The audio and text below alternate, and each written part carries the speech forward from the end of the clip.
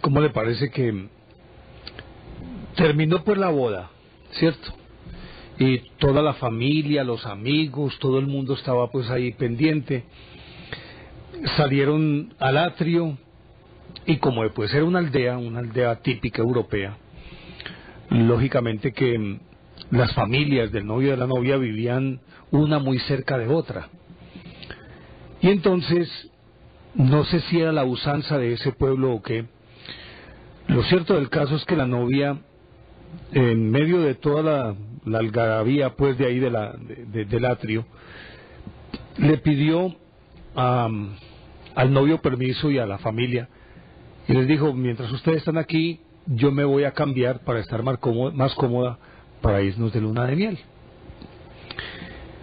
Pues no le dieron ningún inconveniente. Ella arrancó para la casa estaría a 2 cuadras de la iglesia, y camino a la casa se encontró varios niños que estaban jugando alrededor de un árbol y haciendo la famosa ronda, ¿no?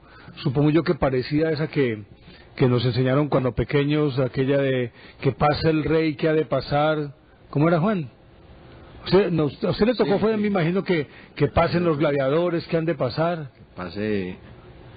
Que pase el profeta. Sí. Pero era más o menos así la ronda, ¿cierto? Entonces, estaban jugando los niños ahí y le pidieron a ella que se integrara a la ronda. Al final de cuentas era su día de bodas y lógico, su carácter estaba muy festivo y todo lo que se quiera. Se integró a la ronda y jugó con ellas un ratico. Según ella jugó 5 minutos, póngale 10 minutos, y se despidió de los niños. Fue cuando llegó a la que era su casa, no encontró casa, sino que era un rancho ya derruido, a punto de caerse. Dijo: ¿qué pasó aquí? Y asustada se regresó hacia la iglesia, pasó por donde había estado jugando con los niños, ya inclusive los niños no estaban. El árbol alrededor del cual habían estado dando vueltas era un tronco podrido, y siguió camino de la iglesia y encontró que la iglesia estaba ya derruida, vencida por los años, y matorrales por entre las piedras del atrio, todo crecido, hierba por todas partes. Y en una banquita junto al atrio estaban sentadas 2 viejitas. Cuando ella se les arrimó y les dijo: ¿qué pasó? ¿Dónde está la iglesia? ¿Dónde está el pueblo? ¿Qué pasó? Y ellas se quedaron mirándola y le dijeron: ¿tú eres la novia? Dice: sí, yo soy la novia. ¿Pero qué pasó si te perdiste hace más de 70 años? ¿Y cómo que me perdí hace más de 70 años? Yo salí hace menos de 15 minutos de aquí a cambiarme para irnos de luna de miel. No, te perdiste hace 70 años. No lo puedo creer. ¿Y mi novio? No, tu esposo. No, él murió, y murió de tristeza, y murió hace 5 o 6 años. ¿Cómo así? ¿Y ustedes quiénes son? Dice: yo soy tu hermanita menor. Le dijo una de ellas: pero ¿cómo así que mi hermanita menor? Es que yo no... Hace 15 minutos salí de la iglesia a cambiarme. Pero entonces, ¿dónde te quedaste? No, unos niños me invitaron a jugar una ronda infantil, jugué con ellos unos minutos y me fui a cambiar, me fui a cambiar y no encontré casa, sino que me devolví. Y estaba pues con su vestido de novia. Dice: no, te buscamos por cielo, mar y tierra, por toda la aldea, te buscamos por toda la región, te buscamos por todo el país y nunca te pudimos encontrar. Dice: pero ¿cómo así? No puede ser, si es que yo hace menos de 20 minutos salí de la iglesia, hace 15 minutos. No. Lo cierto del caso es que esa historia, la novia pues supremamente acongojada, se sentó con las viejitas y se quedó ahí. Pues la historia realmente termina es ahí, porque nunca se supo qué pasó, ni por qué hubo una a ver, digámoslo así, una traspolación del tiempo, ¿cierto? Se puede usar esa palabra. ¿Cierto que sí? Puede ser, sí, claro. Sí. Y simplemente ella era consciente de que había jugado 10 minutos con los niños y nada más. Y luego todo desapareció. Pues esa leyenda la cuentan, creo que es en una aldea de Austria, de por allá en las cercanías del Tirol, por ahí por el Tirol austriaco. Y la cuentan, inclusive les dicen a las novias, eso fue a principios del siglo XX, y les dicen a las novias en esa región que cuando salgan de la iglesia no se separen del novio, ni mucho menos que vayan a pensar en apartarse de ellos, por mínima que sea la distancia y por poco que sea el tiempo, pero que no se pueden apartar de los novios porque de pronto les pasa lo de esa novia. ¿Cómo le parece, Juan? Y por ahí hay una obra musical, creo que es una ópera, una opereta que se llama La novia raptada. Bueno, esa historia se cuenta en muchas partes y se cuenta en muchos contextos también. Por ejemplo, yo le escuché a mi mamá esa misma historia, pero contada con otros protagonistas, u otro protagonista, que era un padre muy piadoso, un sacerdote de esos que vivían en abadía, que vivían en monasterio, y que estaban, digamos, enclaustrados, y que muy dedicados a la meditación. Entonces, en una de esas salidas por el jardín, este religioso quedó ensimismado mirando un pajarito. Se puso a mirar el pajarito y a divagar un poco, a especular sobre la grandeza de Dios, sobre la naturaleza, sobre la belleza, sobre todas estas cosas, cuando volvió y siguió su camino, ¿no?, su recorrido normal por los jardines del monasterio. Pero ya sé, lo que se encontró fue con una maraña de arbustos, piedras, muros derruidos y todo totalmente en ruinas. Desde el monasterio no quedaba absolutamente nada. Y entonces salió muy asustado y se encontró con un anciano que estaba por allá en la salida y le preguntó: ¿qué pasó aquí, señor? Dígame una cosa, ¿en dónde estoy yo? Yo, no, usted está en lo que fue el monasterio de San Francisco. ¿Y cómo así? ¿Y dónde está la iglesia? ¿Y dónde está la abadía? ¿Dónde está todo? Pues no. Dijo: no, eso está destruido completamente, eso fue abandonado, vino la guerra y todo eso pasó y ya no quedaron sino la ruina, nada más. ¿Y eso fue cuándo? Dijo: no, eso hace ya más de 80 años, 100 años. Pero ¿cómo si yo estaba ahí hace un momento? Y no, señor, aquí no, aquí de esto no quedan vestigios absolutamente de nada. O sea, la historia es bien recurrente y parece que la cuentan en muchas culturas. Es una historia, como le digo, bastante reconocida por esa, digamos, ese rapto o ese trance que puede sufrir una persona y en donde se puede ir y no volver. O si vuelve, pues vuelve demasiado tarde, vuelve cuando ya todo está acabado.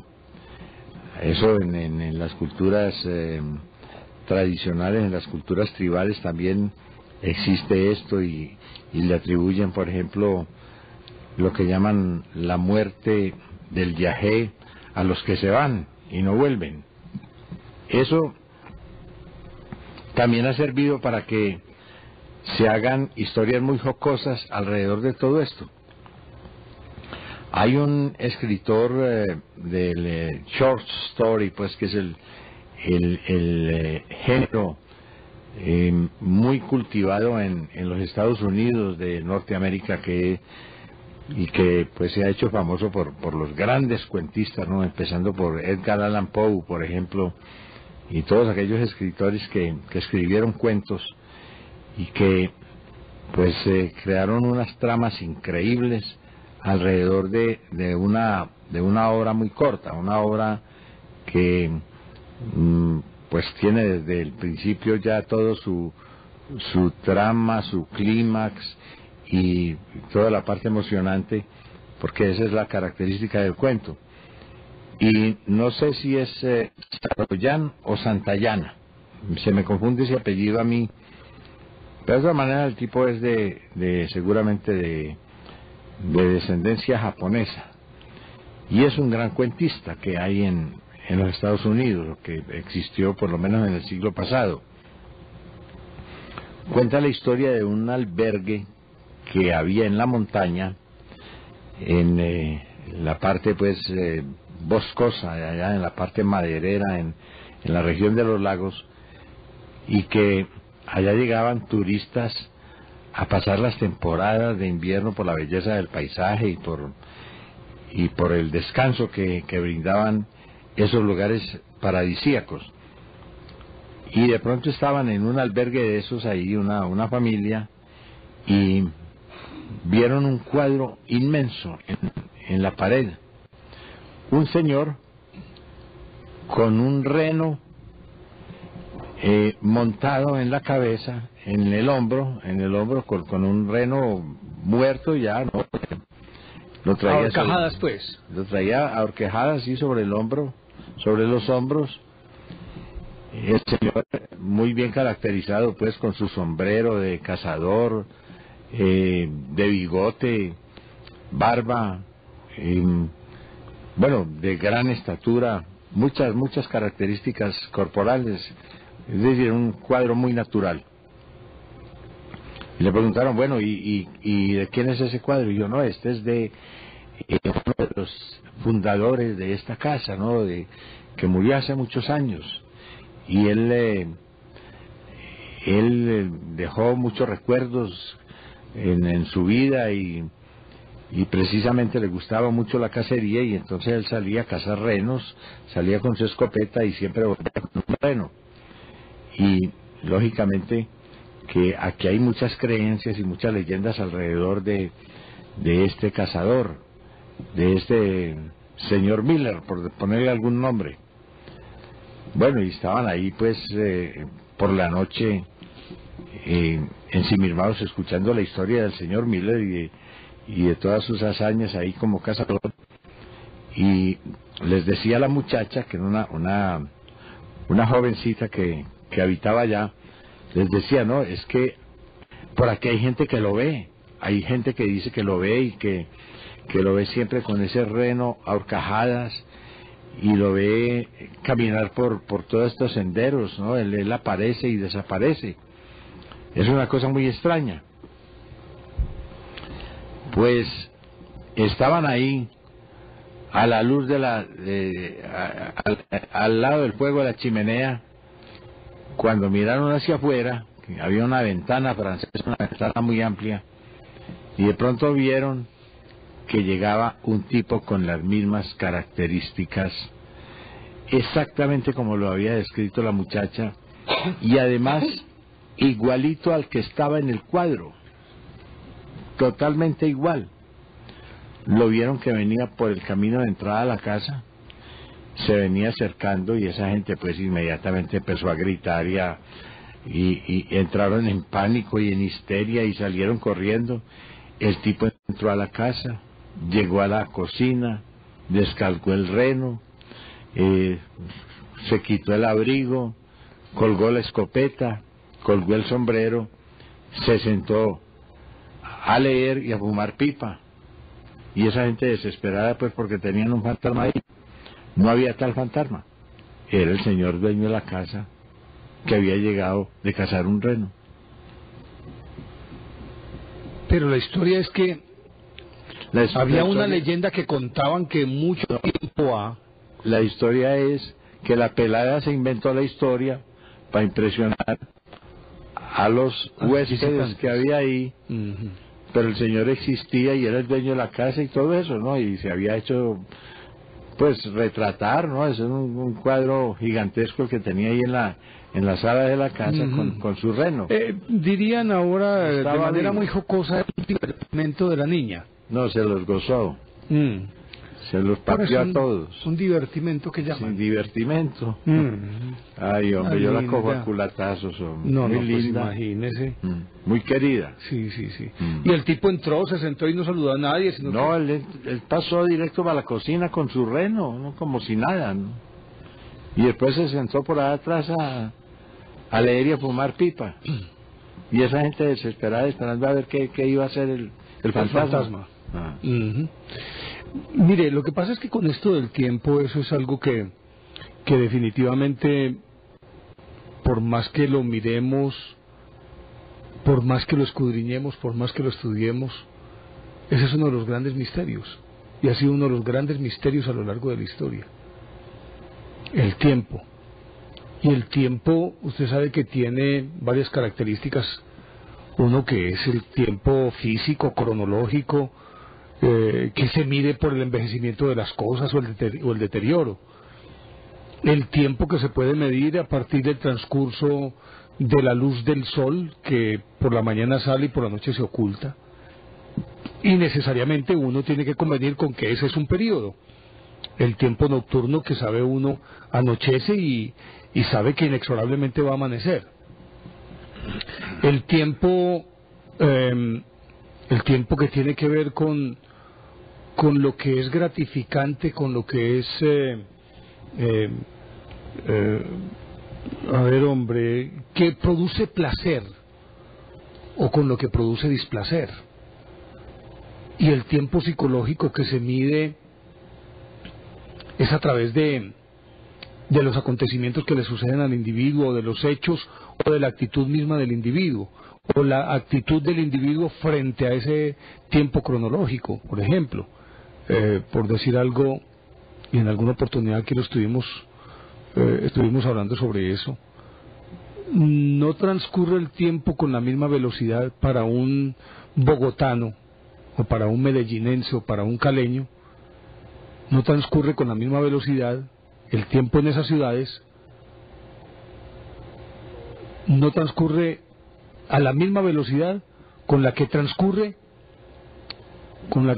el tiempo para un individuo que vive en la selva del Amazonas y tiene que remontarse en el río 3 días o bajar aguas, ir aguas abajo 3 o 4 días para comprar el bastimento y volver. Es decir, no podemos concertar una cita y yo decirte, bueno, nosotros aquí en la ciudad podemos decir, ven, nos vemos entonces, yo estoy en Bogotá. Ah, bueno, entonces hablamos a las 2 de la tarde allá en Plaza Mayor. Y yo estoy en Bogotá y son las 11 de la mañana. De aquí y a la 1:30 de la tarde estoy cumpliendo la cita. No es lo mismo ese tiempo transcurrido a que, bueno, entonces hablamos cuando volvás de traer ese bastimento o esos víveres, que sabemos que el individuo se tiene que ir aguas abajo 3 días y meterse por recovecos y meandros y luego gastarse el mismo tiempo subiendo o más tiempo subiendo, dependiendo de la creciente, dependiendo de las condiciones atmosféricas, dependiendo de un montón de factores que son determinantes. Entonces, si concertamos una cita ya, obviamente que tenemos que pensar es que nos vamos a encontrar dentro de una semana o dentro de 10 días. Entonces, mire, la predisposición psicológica para aceptar una u otra cosa. O nos vemos a mediodía, a pesar de que yo esté en Bogotá, y que viniendo de Bogotá aquí me gasto 9 horas. Pero a principios del siglo pasado me gastaba casi un mes para ir y volver, o para ir y un mes para volver, porque tenía que ser a lomo de mula. Pues hombre, ya hay una actitud predispuesta psicológicamente para aceptar ese lapso. Ya ahí hay otro elemento que es bien interesante. Pero Juan, yo creo que el meollo de todo este cuento es que, si bien es cierto, nosotros procedemos de un pasado, es decir, tenemos un pasado a cuestas. Desde que nacemos y hasta que nos morimos estamos cargando un pasado. Siempre hay un pasado, bueno, regular o malo, probablemente inocuo, anodino, que no tiene ninguna trascendencia, que no se ha hecho nada que sea realmente interesante, pero pasado al final de cuentas. Y ese pasado se mide en recuerdos, recuerdos de eventos, de hechos, de situaciones que se vivieron en una determinada época de la vida. Y por otra parte hay otro elemento que es lo que ha de ocurrir dentro de 1 minuto, 2 minutos, 1 año, de lo que llamamos nosotros futuro. Siempre hay una expectativa frente a lo que ha de ser el futuro, y esa expectativa, naturalmente, que entraña también una incertidumbre por lo que puede ocurrir. Y vivimos entre esos dos polos, y entre ellos existe lo que sí podríamos y tenemos que entender y llamarlo por su nombre, la realidad, el aquí y el ahora, que lo llamamos presente, y que ese presente es el único instante posible, es el momento en que están transcurriendo las cosas, y la vida nuestra es en un eterno presente. Siempre están transcurriendo cosas, siempre están sucediendo hechos, siempre estamos inmersos en una situación y salimos de una para otra, y la una lleva a la otra, la una es consecuencia de la otra, y la que viene es consecuencia de la anterior. Y nos debatimos entre esos 3 elementos, que son, si bien es cierto, físicos, porque el pasado existe, aunque con el correr del tiempo a uno le parezca que fue una película o que fue un sueño, pero ahí está. Lo que viene, que no sabemos en qué consiste, y lo que estamos viviendo en este momento, que tal vez no lo dimensionamos por el hecho de que siempre lo estamos proyectando en función de futuro. Estamos haciendo esto para que en el futuro nos ocurra esto, o lo estamos haciendo para prevenir lo que nos ocurrió en el pasado, pero nunca estamos en ese presente. Y yo creo que una de las grandes angustias del hombre es ese manejo, Juan. Bueno, el tiempo también es cultural. El tiempo no se puede tomar, digamos, como una medida exacta. Como medida física, sí, pues, por ejemplo, la diferencia que hay entre el día y la noche nos da a nosotros a entender muy claramente que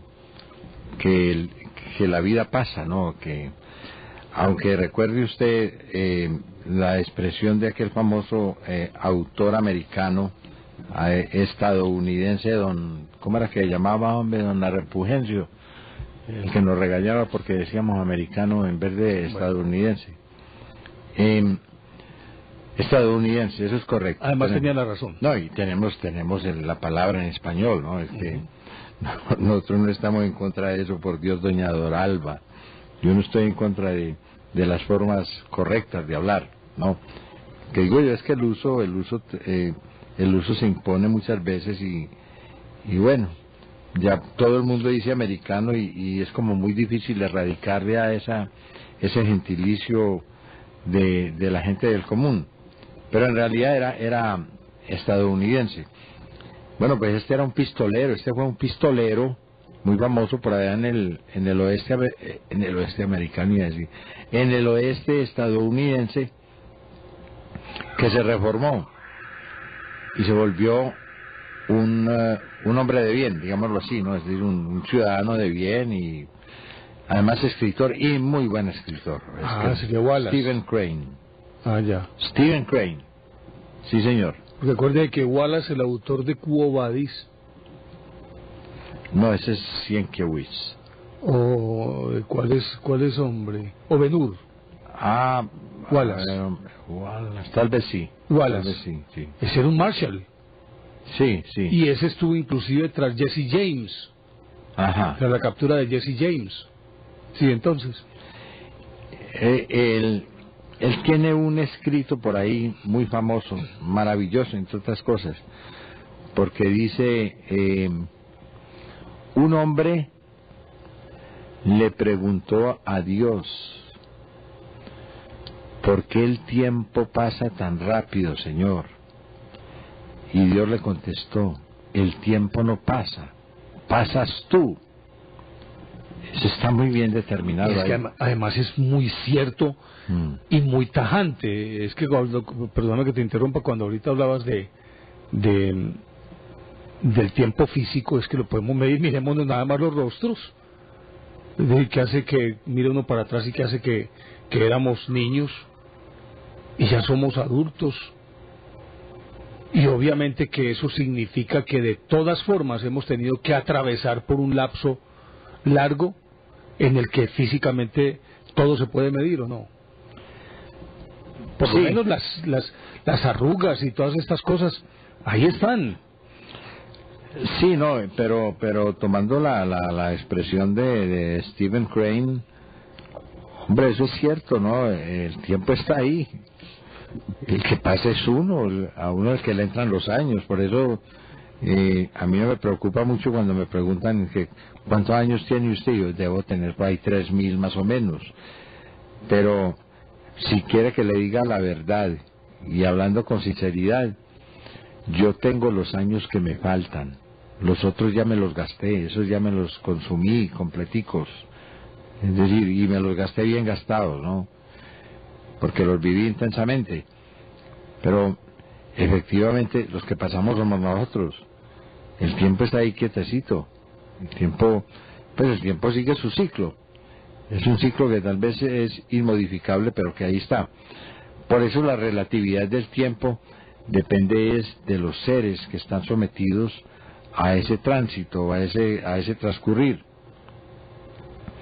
Lo que le digo, el tiempo es cultural. Mire, por ejemplo, un indio amazónico necesita cultivar en un terreno que queda lejos de su poblado, que queda bastante lejos. Entonces, ¿qué hace él? Él se va primero y se lleva unas semillas de una yuca que llama la yuca de los 3 meses. Es una yuca que da a los 3 meses, sin falta. O sea, en eso no se pueden equivocar siquiera, ¿no? Porque de pronto podrían aguantar hambre, podrían correr el riesgo de no tener provisiones. Se va y siembra su yuca. El más, utiliza procedimientos que hoy utiliza la tecnología moderna y que ellos las tienen desde hace muchos años. Por ejemplo, el clon. Ellos utilizan un clon. Ellos siembran el yucal y cogen y meten una semilla envuelta en una parte separada del yucal para ir observando.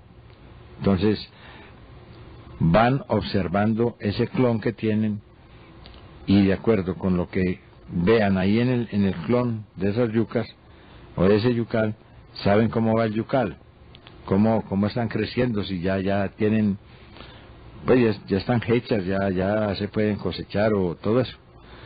Eso sin necesidad de estar arrancando yucas por allá, ¿no? Simplemente revisan ese clon.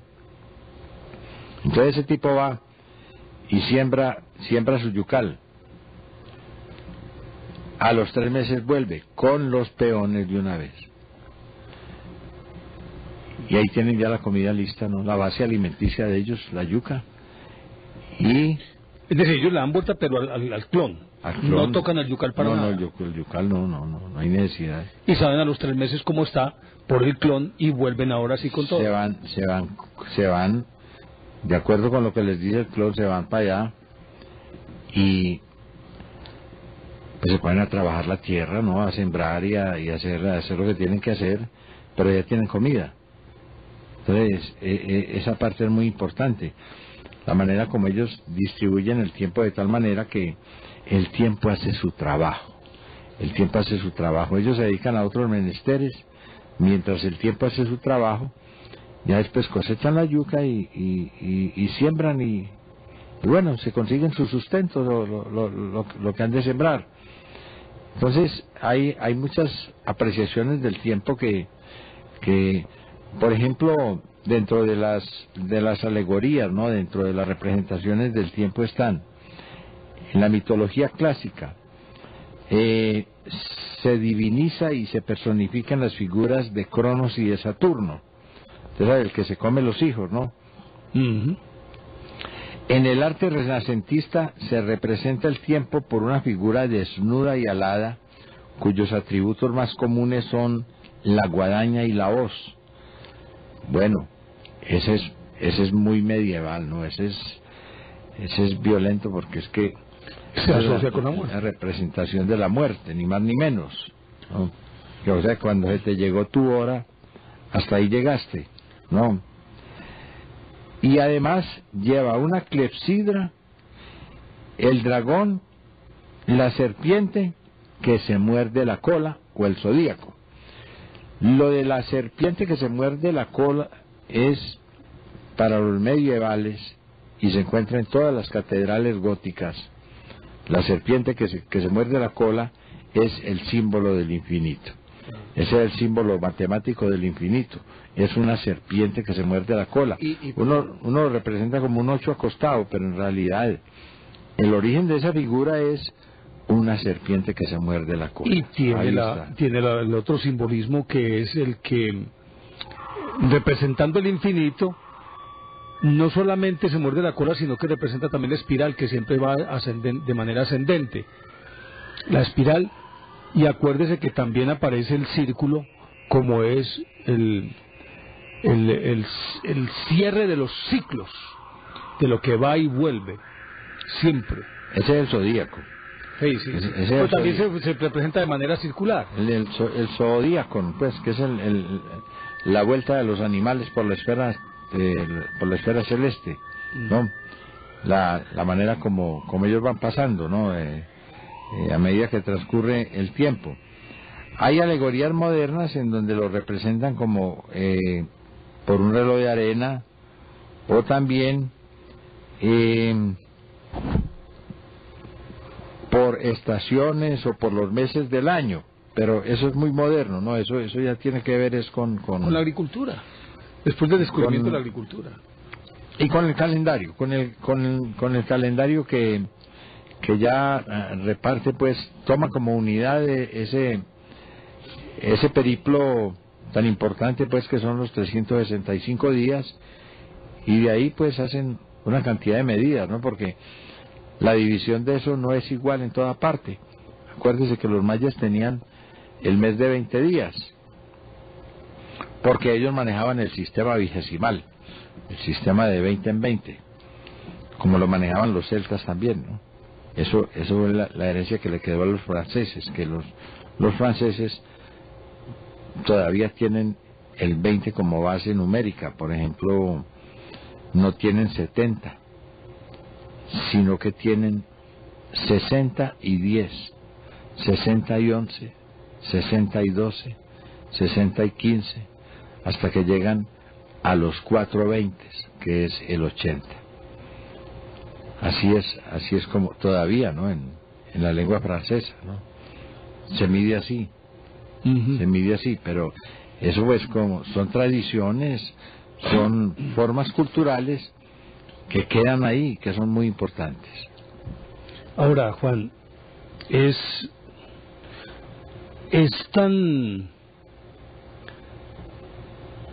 tan extraño el tiempo, pero también al mismo tiempo tan inexorable,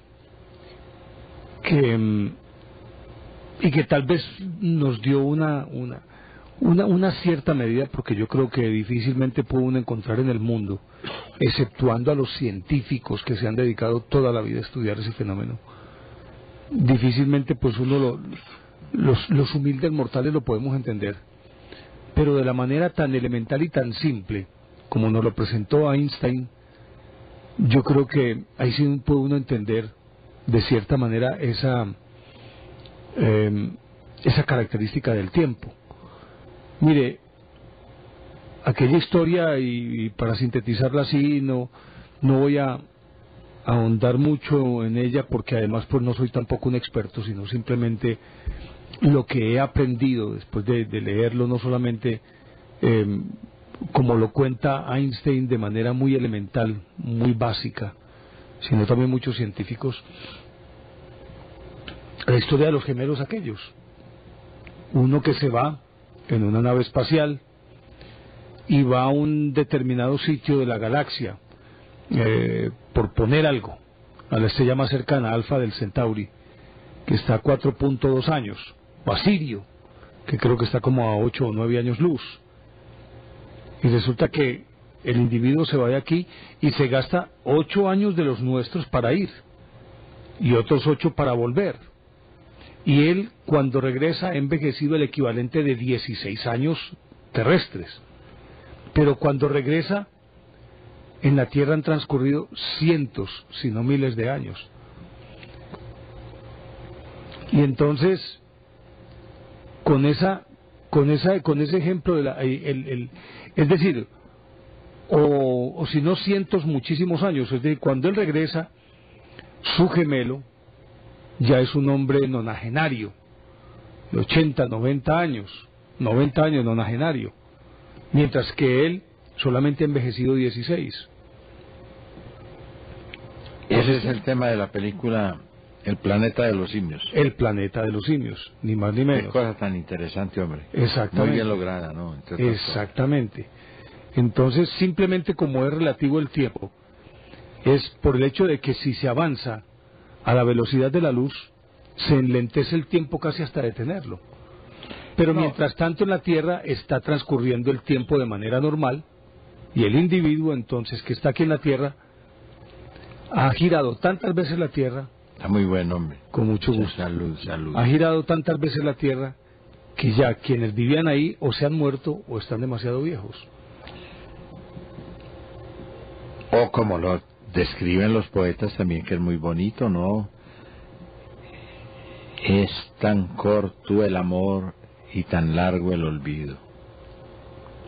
Esa es una medida absolutamente psicológica del tiempo. Por eso. Esa es la que me interesa a mí, ¿no? Es tan corto el amor y tan largo el olvido. Como lo decía, ¿quién? Pablo Neruda, ¿no? Si no estoy mal. Yo una vez recité por ahí un poema, y ese poema lo oyó un alto dignatario del país, tal vez el más alto de todos, e inmediatamente llamó a su profesor de español, allá en el colegio Jorge Robledo, llamó al profesor, al doctor Francisco Vélez Montoya, lo llamó por la noche, ¿no? Y dijo, oiga, hombre, acaban de recitar un poema que usted nos recitaba cuando estábamos en clase de literatura. Y vea, hombre, cómo ahí pues tienen razón los poetas, ¿no? Cómo manejan ellos toda esa cantidad de concepciones de la vida, del mundo, de Dios, del amor sobre todo, ¿no? De las relaciones. Muy interesante. Sin embargo, Juan, yo creo que nos equivocamos de medio a medio, porque al sumergirnos en el tiempo y sobre todo teniendo como elementos básicos el pasado y el futuro, dejamos de vivir en el presente. Nos angustiamos, y quienes ya somos adultos y que vamos para adultos mayores, de pronto miramos hacia atrás y decimos, bueno, ¿qué pasó? ¿Dónde estuve yo todo este tiempo? Y repito la frase de Lennon, la vida es algo que nos ocurre cuando estamos ocupados haciendo otras cosas. Y resulta que no escriben, ¿no? Profe Juan y Néstor Armando, saludos, espero que estén bien. Se conoce a la serpiente que se muerde la cola como... Vea, hombre. ¿Cómo? Uróboros. Uróboros. Es David Brujes. Siempre ahí está el correo. Tan solícito, sí, señor. Ahí está el correo. Exactamente. Pues, hombre, lo cierto, Juan, es que definitivamente para nosotros miramos y decimos, pero bueno, ¿dónde estuve yo todo este tiempo? ¿Qué fue lo que pasó conmigo? Y hay elementos como que mucha gente, una muy buena porción, un gran porcentaje de la gente siempre dice, no, es que todo pasado fue mejor, todo tiempo pasado fue mejor. Y es comprensible. Y todo tiempo pasado fue mejor es simple y llanamente por el hecho de que todo lo que ocurrió en el pasado ya es un hecho cumplido, cuyo desenlace conocemos, y por lo tanto no nos puede atemorizar. Ya no le tememos a eso, ni a aquello que nos produjo tanto miedo en su momento, y que tal vez nos llevó casi que a hasta el borde de la muerte por el pánico, o físicamente nos vimos al borde de la muerte, pero si estamos aquí es porque pudimos superar ese trance y mirar hacia atrás. No deja de ser significativo para uno, pero ya tiene una gran ventaja, es que no le puede doler, no lo puede herir, no lo puede dañar, si uno no quiere, porque hay gente que simplemente se queda ahí para seguir sintiendo ese dolor o ese placer. Pero lo cierto es que los hechos ya cumplidos, como cumplidos, al saber el desenlace, no nos pueden afectar. Y el miedo que permanentemente tenemos es de lo que puede ocurrir en el futuro. Bueno, ¿qué puede ocurrirnos mañana? Y sabemos que estamos aquí, dentro de un instante no sabemos qué va a ocurrir. Y le tememos es a eso, a que no sabemos qué es lo que va a ocurrir. Y entonces, oscilando entre esos dos polos, nos olvidamos de que deberíamos tener la atención centrada en esto que nos está ocurriendo, aquí y ahora. En este instante, cuando son las 0:45, según el reloj que aparece ahí, 5:45, 0:46, 3 segundos. Es lo que nos está ocurriendo. Estamos sentados aquí, usted y yo, conversando, y las personas que nos están viendo, o las que ya se voltearon para el rincón y simplemente nos están escuchando, están viviendo este mismo instante en sus vidas. Pero resulta que no tenemos sino ese. Cuando dije eran las 0:45:58, ya es pasado, porque ya son las 0:46:33. Y aunque esa es una digresión muy larga y en la que no se han podido poner de acuerdo todos, y que sigue originando textos, y mucha tinta se ha invertido en estos conceptos, lo único claro y elemental y simple es que el único instante posible que tenemos es este. Y por lo tanto deberíamos centrarnos absoluta, rotunda y totalmente en este instante que tenemos.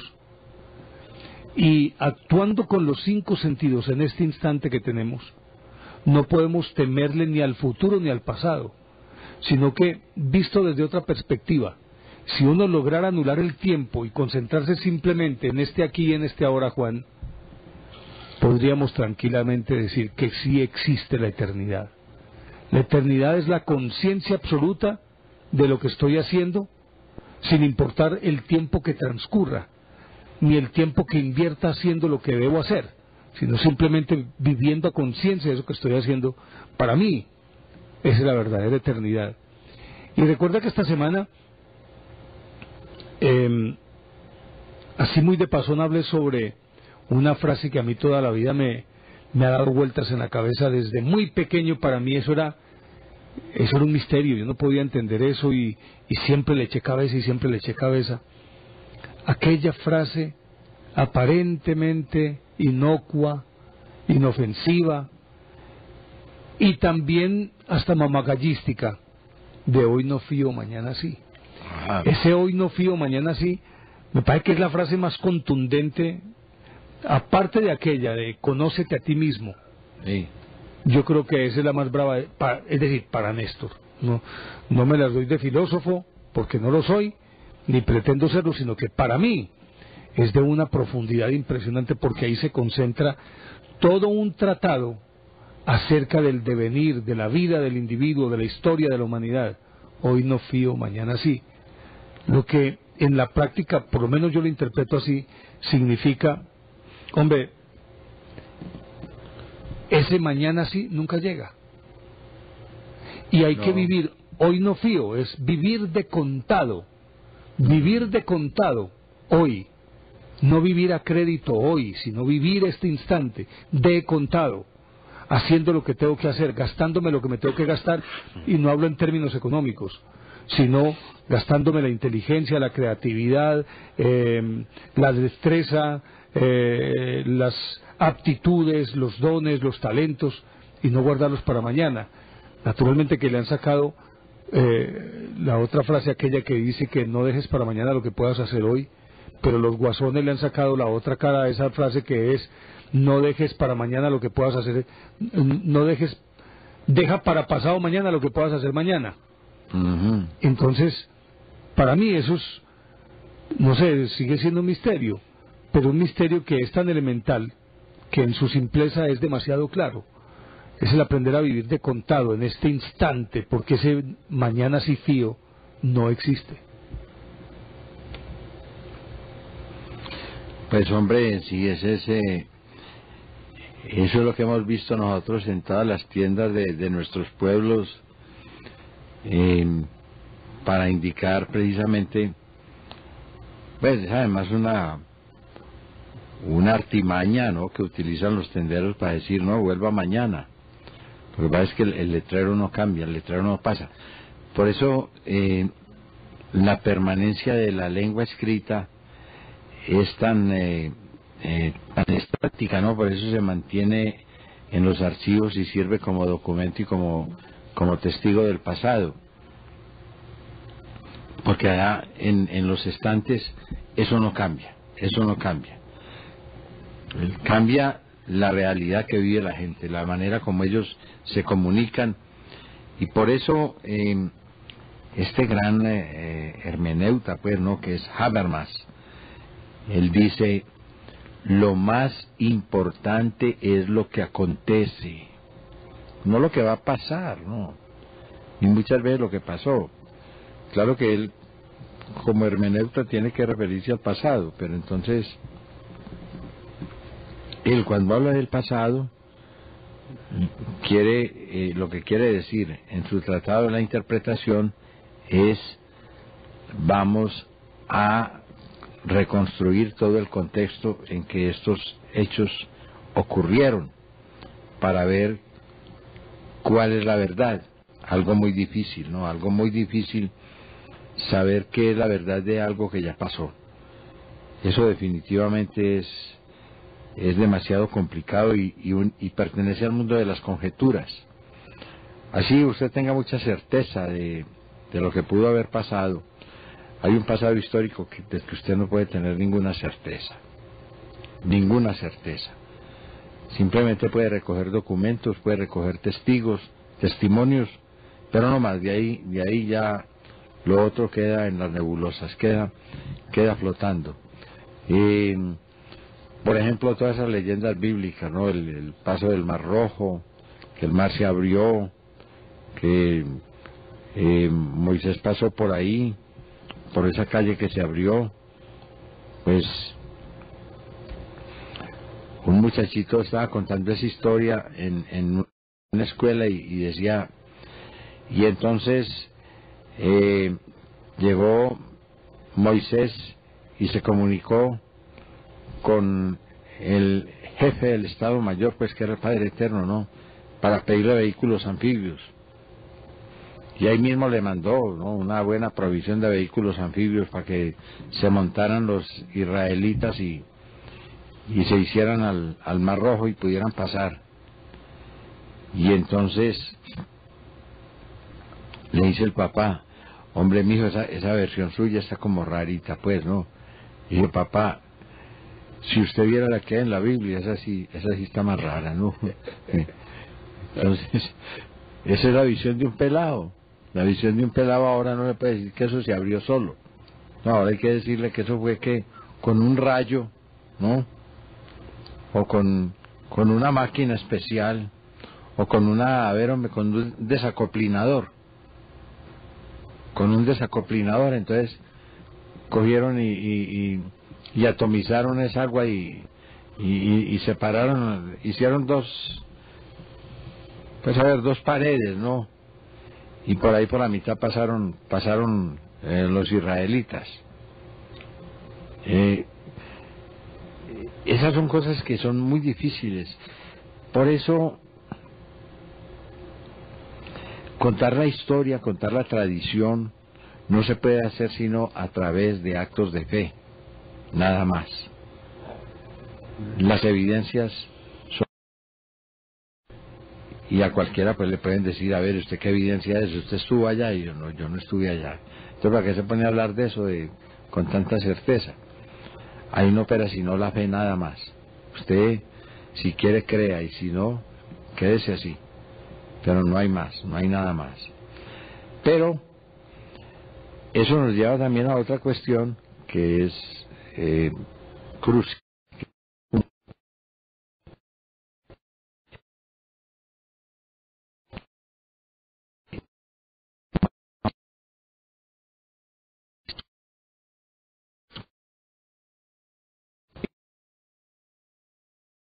Eso es una... Tienes toda la razón. O simplemente puede ocurrir lo que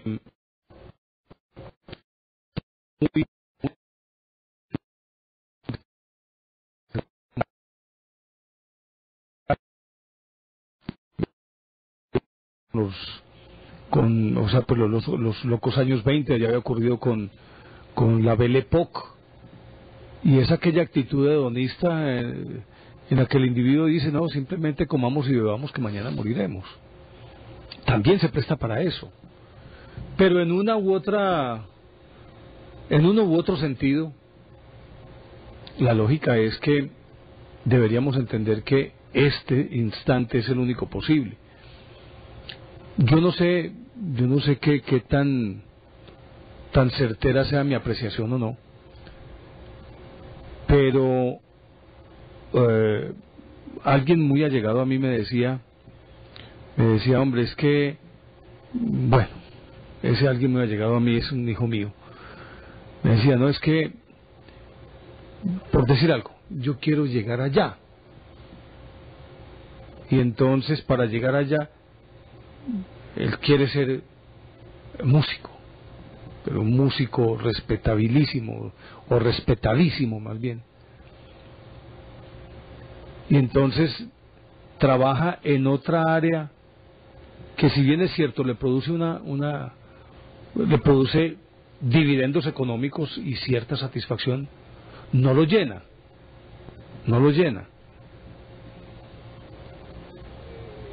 Y él piensa que está botando su tiempo haciendo algo que realmente no lo llena, no le place profundamente. De pronto piensa que está gastando tiempo en vez de ir en pos de ese sueño. Yo le decía, hombre, la cuestión no es esa, la cuestión está en que ese sueño está ahí, pero para alcanzar ese sueño hay que sacrificar ciertas cosas en función de ese sueño, y hay que sacrificarlas para poder alcanzar ese sueño. Simple y llanamente, vos no podés ir en pos de ese sueño sin tener una base económica real. Es decir, yo derivo mi sustento de esto, listo, derive su sustento de esto para que pueda llegar allá, pero no es que bote todo simplemente para alcanzar aquello. ¿Con qué herramienta lo vas a alcanzar si no las tenés? Si vos haces lo que estás haciendo hoy, y además de hacerlo, lo haces con placer, lo haces bien y te enamoras de eso, puedes alcanzar ese otro sueño, porque no depende tu sueño de un dinero que no existe. Tu sueño depende de un dinero que ya tenés. Muchas veces uno tiene que sacrificar determinadas cosas para alcanzar otras. Y de hecho todos los grandes, a mí me sorprende ver cómo, por ejemplo, actores, escritores, fueron buhoneros, estibadores, mensajeros, trabajaron en la construcción, pero no perdieron de vista su sueño. No lo perdieron de vista, sino que el sueño estaba ahí, pero para construir ese sueño tengo que tener algo. Hemos dicho, para hacer un pan, yo primero tengo que tener el trigo y amasarlo. Entonces vaya amasando el pan y ya llegará el momento de meterlo al horno, y con mayor razón el momento para poderlo saborear. En suma, lo que quiero decir con esto es que uno puede construir ese futuro, pero no lo puedes construir sobre arenas movedizas, sino sobre pasos firmes. Para poder llegar allá, yo tengo que dar un paso a la vez, y ese paso tiene que ser lo suficientemente firme. Por lo tanto, para dar este paso, debo concentrarme en él, que no me vaya a tropezar. Debo mirar aquí. Yo sé que allá está esa montaña a la que quiero llegar, pero para llegar a esa montaña tengo que ir dando un paso a la vez. Usted, no sé si te haya ocurrido, Juan, nosotros que hemos vivido en el campo, que hemos sido montañeros, que somos montañeros, va uno caminando para un determinado sitio, Juan, y entonces dice, no, es que la casita para donde vamos está atrás de esa montaña, y vos caminando, mirás para la casita, mirás para allá, para la montaña, y por más que caminas, siempre ves lejos la montaña, y uno dice, pero es que me alargaron el camino, es que cada vez está más lejos, está más lejos, está más lejos, y se le hace eterno el recorrido. Pero cuando te olvidas de que, es decir, sabes que vas para esa montaña, pero te olvidas de mirar hacia allá y te concentras en el paso que estás dando, de pronto dices, ve, como llegué de rápido. Porque te concentraste lo suficiente en lo que estás haciendo en función de aquello que querés lograr. Y si te concentras en esto que te estás haciendo con absoluta certeza de que estás haciendo lo correcto, porque lo estás haciendo paso a paso, paso a paso. Pero cuando uno está dando el paso de manera inconsciente por estar mirando para allá, para el horizonte, deja de construirlo bien. Eso es como, yo no sé si a vos te pasa, no, yo creo que a vos no te pasa porque a vos te encanta manejar carro, vos sos feliz manejando. Pero si a mí me dicen, te vas manejando para la costa o te vas de pasajero, y no, déjame de pasajero, porque es que yo quiero mirar el paisaje, yo quiero mirar para lado y lado, yo quiero disfrutar de la garza que está volando en esas sabanas sucreñas, yo quiero ver ese lago que se remansó en un determinado sitio, quiero ver allá los novillos o el ganado yendo hacia el cebadero, o la ceiba inmensa o el samán que está en la mitad de un potrero. Yo quiero ver eso. Pero cuando vos estás manejando, estás concentrado en la línea de la carretera y vos no puedes mirar para ningún lado. No puedes mirar para ningún lado, sino que estás concentrado en eso. A veces, a mí me gusta en lo personal mirar para los lados, pero si yo voy en pos de un objetivo, yo estoy manejando, estoy concentrado en la carretera, en cada metro, en cada curva, en cada ascenso, en cada descenso. Si yo me concentro ahí, se me pasa el tiempo. Se me pasa el tiempo con absoluta certeza, pero lo estoy haciendo bien. Y yo creo que esa es la filosofía de ese hoy no fío, mañana sí, Juan. Puede ser al revés, ¿no? Por ejemplo, los que andan por los ríos, pues los que andan por el agua, ven la orilla muy cerca. Y así se ha ahogado mucha gente, ¿no? Hay gente que se tira de un bote para tratar de alcanzar la orilla a nado, y resulta que esa perspectiva, esa visión que tiene de la orilla es completamente falseada, ¿no? Porque trata de acercarse y resulta que la orilla se le aleja más hasta que se ahogan, ¿no? Y así ha pasado precisamente don Chito López, don Rafael, pues el hijo epónimo de Zaragoza, me llamó ayer, me parece, y recuerdo muy bien que siendo el alcalde de allá, le tocó enfrentar una situación muy difícil, que fue ese río, pues que el río Nechí lo dañaron las dragas de esa compañía extranjera que vino aquí a llevarse el oro, ¿no? La Pato Gold Dredging Company. Ellos dañaron eso porque esas dragas abrían socavones para ir de 70 metros y dejaban un carguero de piedra a los lados que acababa con la tierra, con las orillas, con el lecho del río. Y entonces la navegación se hacía muy peligrosa, y había unos sitios como por ejemplo ese paso de Angostura, que era azaroso sencillamente. Entonces, si se apagaba el motor a un aparato de esos, pues eso seguía, lo cogía a la deriva, ¿no? La corriente, y lo llevaba y lo zarandeaba.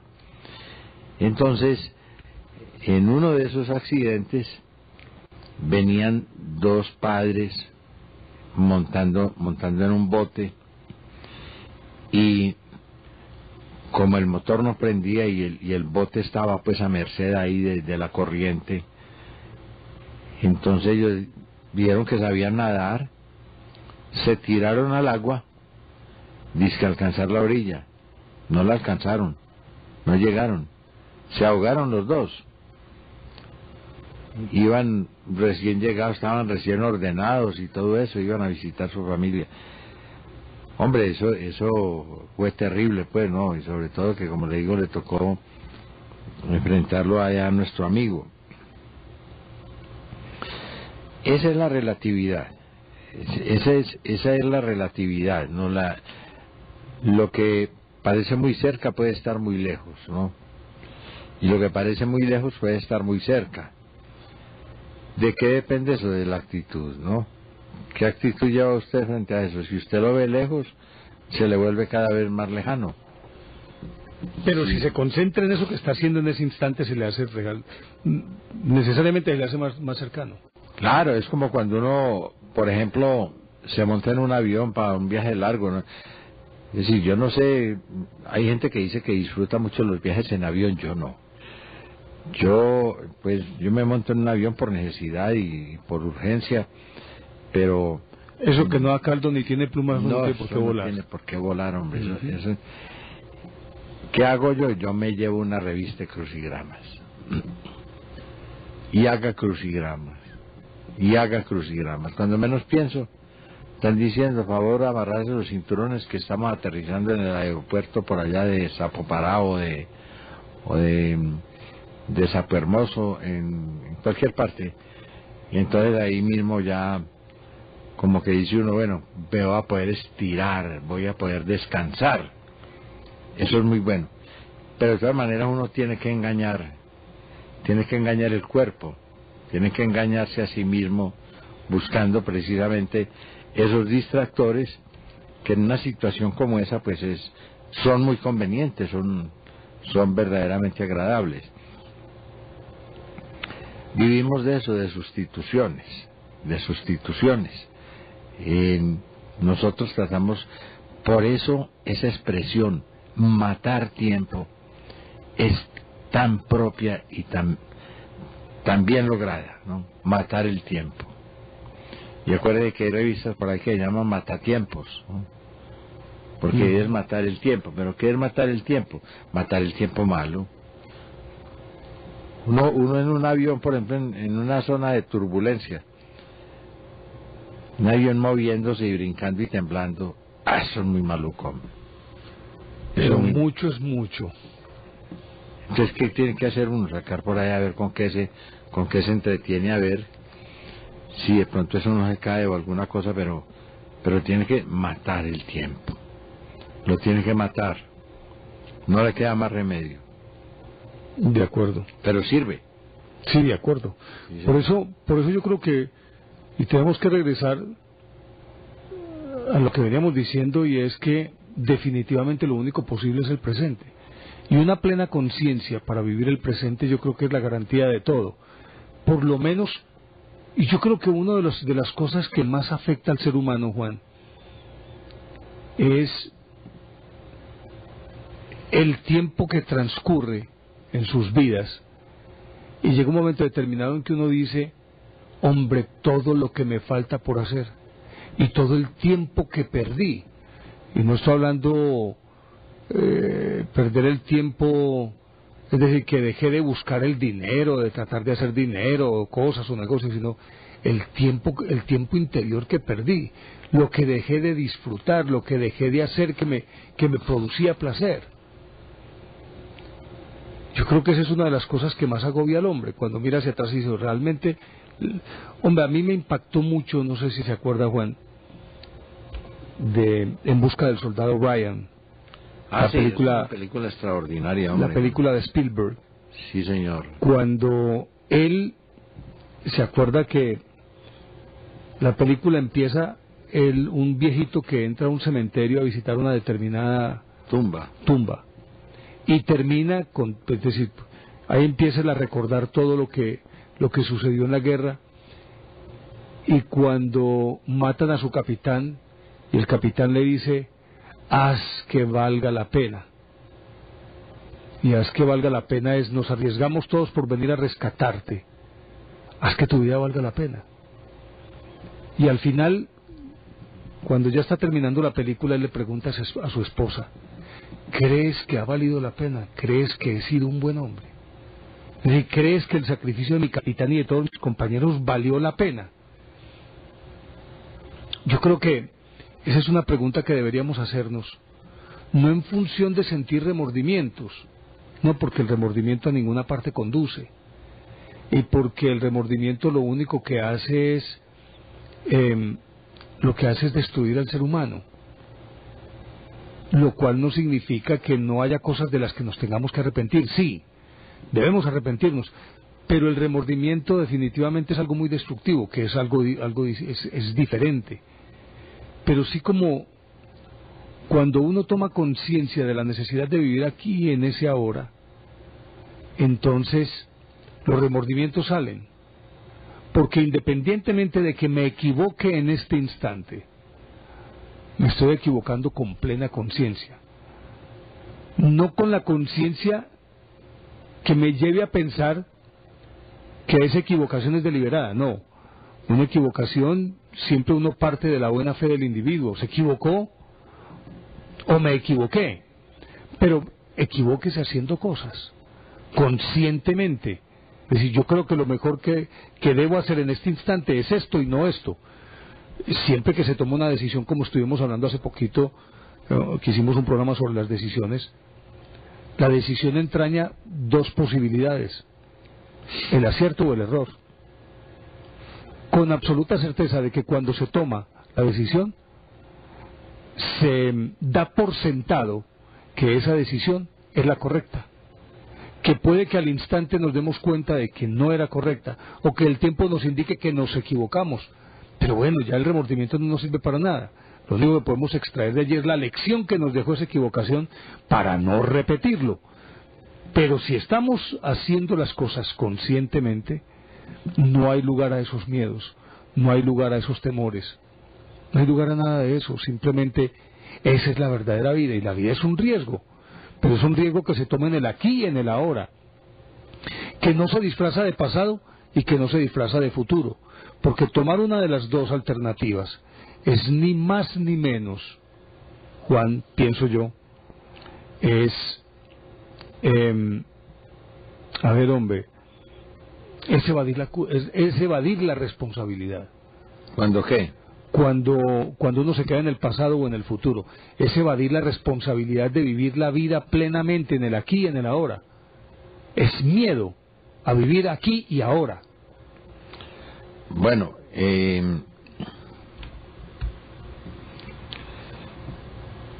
sí, uno puede evadir la realidad de muchas maneras, evadir el tiempo que lo agobia, y es más, es un mecanismo de defensa, es un verdadero mecanismo de defensa.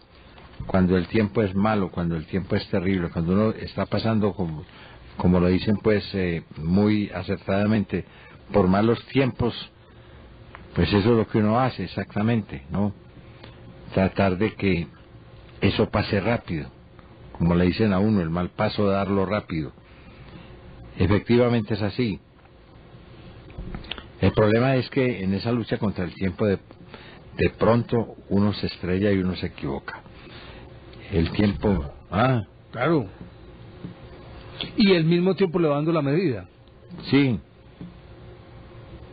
Ojalá uno pudiera llegar a ese estado, pues, ¿no? A ese estado ideal, ¿no? De, digamos, de completa ataraxia, en donde no le importe mucho si el tiempo corre o el tiempo va despacio, sino que usted simplemente asume la posición del filósofo que se queda sentando esperando a que pasen los hechos, ¿no? A que sucedan las cosas.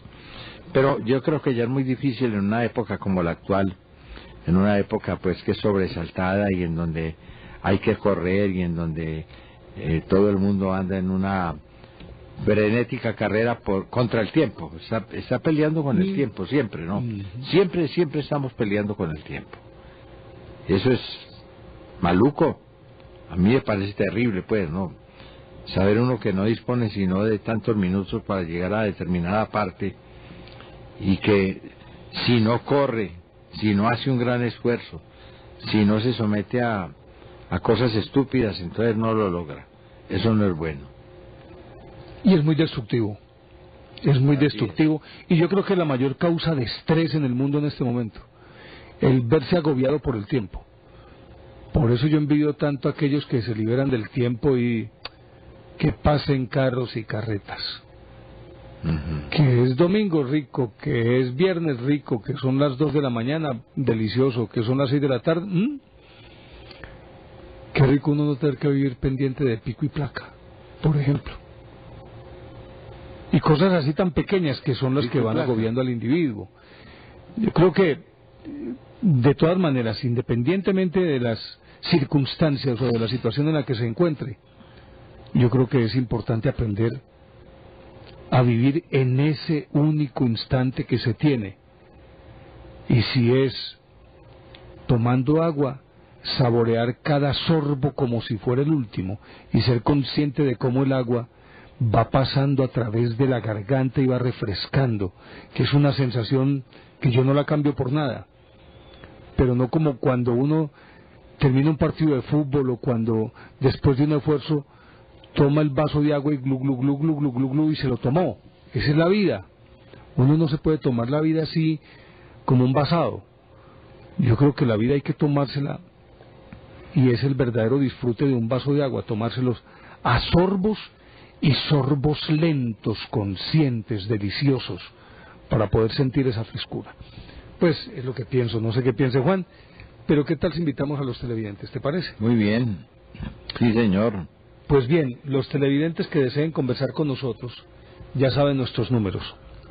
381-5454 para llamadas dentro del área metropolitana, 381-5454, 851-1170 para llamadas de fuera del área metropolitana, 851-1170, y para llamadas de cualquier parte del país o del exterior, la línea gratuita nacional es la 018.000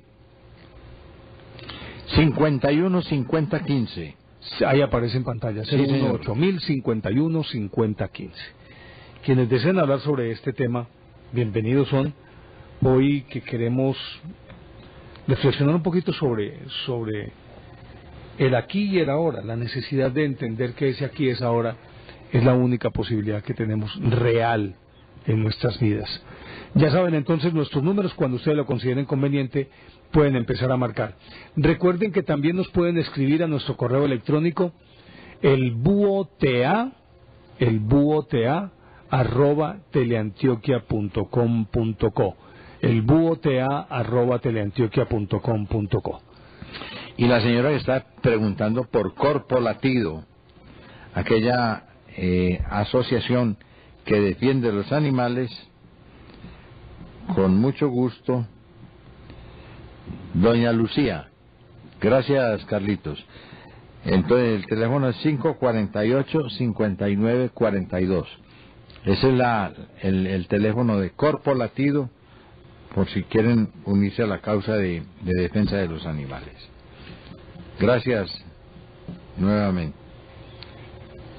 Hombre, David Brujes, bienvenido. Muchísimas gracias, profesor Román y Néstor Armando, ¿cómo van? Muy bien, David. Gracias. No, bueno, perfecto, muchísimas gracias. Pues es un complicado que a uno le pase la vida. La paradoja que explicaba el profesor Carl Sagan en su serie Cosmos era que un joven italiano tomaba una moto y pues él estaba con su hermano en la plaza principal de un pueblo, de un villorri en Italia. El joven se llamaba Luciano, tomaba su moto y empezaba a recorrer la campiña italiana y casi llega a la velocidad de la luz con su moto, ¿sí? Da una vuelta como de unos 25 o 30 minutos en su moto y él se alcanza a ver cómo el panorama que él tiene por frente se ve en rojo y la estela que él deja es en azul. Eso es el llamado efecto Doppler. Claro, que cuando se aleja se refleja en rojo y cuando se acerca se refleja en azul. Exactamente. Entonces, cuando él vuelve a llegar a la plaza principal del pueblo, solo encuentra a un nonagenario sentado y ve todo totalmente cambiado en la villa. Entonces él le pregunta al anciano que dónde están todos. Yo, pues no, pues yo soy su hermano, Luciano, y le estoy esperando desde hace más de 70 años, sentado aquí. Entonces, pues afortunadamente hasta el día de hoy no se ha encontrado la forma de viajar en el tiempo. Y el tiempo para nosotros los seres humanos es un tiempo lineal, que tiene un inicio y no sabemos si tiene un fin. Sí, porque nosotros somos los únicos que llevamos la medida del tiempo. Aunque los animales saben cuando anochece y oscurece, ellos no tienen la visión ni de días, ni de meses, ni de años. Sí. ¿Sí? Quizás lo único que los saca de su monotonía es la época de celo, Exactamente. o la sequía, o el invierno, o la temporada de lluvias. Sí, porque es que ahí se ve que uno como ser humano que tiene raciocinio, uno sí le da medidas a todo. Un cumpleaños, una fecha especial. Pues ahorita cumplimos 200 años de la independencia de Latinoamérica, ¿sí? Y pues nosotros no llevamos la medida del tiempo, fuera un suceso más en la historia, la cual no la pudiéramos contar.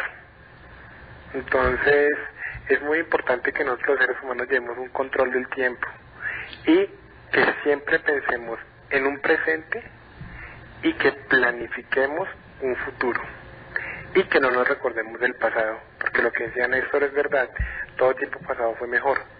Sí, pero es que si uno toma malas decisiones, por la decisión que usted tome, por la directriz que usted tome, usted va a sufrir. Entonces uno siempre tiene que pensar en el presente y esperar a hacer un mejor futuro. Este es el ideal de la vida y ese futuro se construye en ese instante presente. Exactamente, con la toma de decisiones, buenas o malas, pero un programa que usted hizo también sobre la toma de decisiones, eso es inmediato.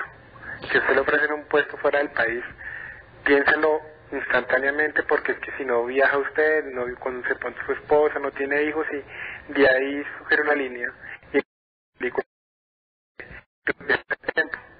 siempre hay infinitas posibilidades al tomar una decisión, y con cualquier cambio de un minuto, lo que contaba Juan Manuel, que cuando era estudiante, que él siempre llegaba tarde a tomar su tranvía, y la viejita que llegaba siempre temprano a tomar el tranvía, el día menos pesado. Esa es una nemesiada. A esa le fue muy mal. Esa señora, no, eso fue terrible. La mejor justificación que le he oído a Juan siempre para decir que va a llegar tarde, o que llegó tarde.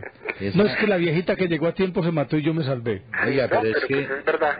Eso fue impresionante cuando yo salí de ese socavón, pues ahí del metro de la María en Platz, a coger el tranvía, y veo eso lleno de carros y ambulancias y policía, oiga.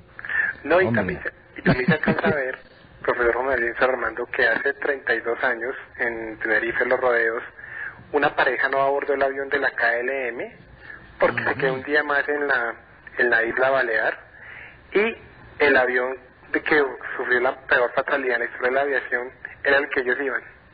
Entonces, por tomar una decisión al final, pudieron contar la historia y pudieron ver la historia desde otro punto de vista. Qué barbaridad. Murieron como 800 personas, ¿no? Murieron 563 personas murieron, y 65 personas sobrevivieron de ese impacto múltiple de 747. La KLM y el Pan American Airways.